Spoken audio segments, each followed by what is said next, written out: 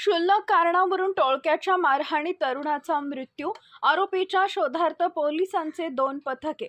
लग्नावरून रात्री उशिरा नूतन वसाहत भागातील आपल्या घराकडे परतणाऱ्या तरुणास टोळक्यानं रस्त्यात गाठून बेदम मारहाण केली. या मारहाणीत गंभीररीत्या जखमी झालेल्या तरुणाचा आज पहाटे 5:30 वाजेच्या सुमारास उपचारादरम्यान मृत्यू झाला. जालना शहरातील नूतन वसाहत भागातील विकास प्रकाश लोंढे हा 24 वर्षीय तरुण काल रात्री लग्नाहून घरी परतत असताना त्याला लहुजी चौकाजवळ सुमित संजय घाडगे गायकवाड, सोनू संतोष जाधव, चंद्रकांत गंगाधर जाधव, विशाल गायकवाड, वामन अवसारे, सोनू गायकवाड आणि इतर 2 अशा 8 लोकांनी मागील भांडणाच्या कारणावरून लोखंडी रॉड, लाकडी दांड्यानं मारहाण करत जातीवाचक शिवीगाळ केली. यात विकास हा गंभीर स्वरूपात जखमी झाल्यानं त्यास औरंगाबाद छत्रपती संभाजीनगर रुग्णालयात उपचारार्थ दाखल करण्यात आले होते. मात्र उपचार सुरू असताना आज शनिवारी पहाटे विकासचा मृत्यू झाला.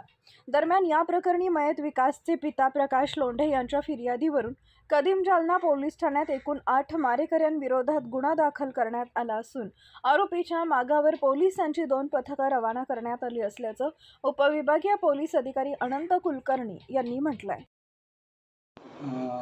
कदीम जालना पोलीस स्टेशनला श्री प्रकाश गंगाधर लोंढे यांच्या फिर्यादीवरून एक गुन्हा दाखल झालेला आहे. त्यांचा मुलगा रात्री 1 वाजता लग्नावरून घरी वापस येत असताना नूतन वसाहतमधीलच सुमित जाधव, सोनू जाधव, चंद्रकांत जाधव, विशाल गायकवाड, वामन अवसारे, सोनू गायकवाड आणि अन्य 2 लोकांनी गंभीर स्वरूपाची मारहाण केलेली होती. त्यामुळे उपचारार्थ पहिल्यांदा घाटी हॉस्पिटलमध्ये आणि त्यानंतर रेफर केल्यावरून संभाजीनगर घाटी हॉस्पिटलला त्यांना दाखल करण्यात आलं होतं.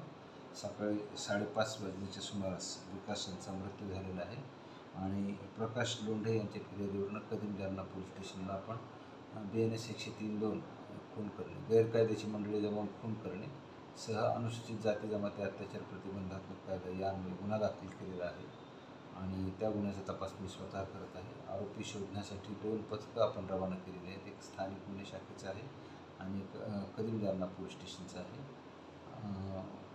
मृतदेह सध्या उत्तरीय तपासणी कामी आपण घाटी रुग्णालय छत्रपती संभाजीनगर इथं असल्यामुळं तिथेही एक पथक पुढच्या कायदेशीर बाबी पूर्तता करण्याकरता पाठवण्यात आलेलं आहे. गुन्ह्याचा तपास सुरू आहे आणि आरोपी लवकरात लवकर अटक करण्याचा प्रयत्न